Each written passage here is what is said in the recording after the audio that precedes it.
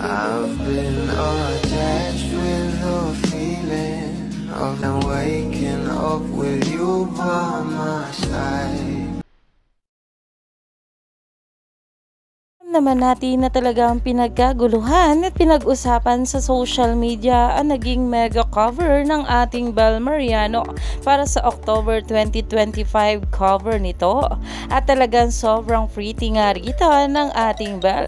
At dahil nga rin dito ay talagang pinag-usapan ang sinabi ng ating Bel Mariano patungkol sa kanila na Donnie Pangilinan, na alam naman natin na nasa for the LDR o solo era nga muna ang dalawa. Ayon nga guys dito, Bel is excited to explore projects on her own, but she's quick to stress this is not separation from Donnie but a widening of horizons. We're very supportive of each other and we both have been very vocal about it, she emphasizes. This journey is what's going to help us grow, and it doesn't necessarily mean that we're no longer working with each other.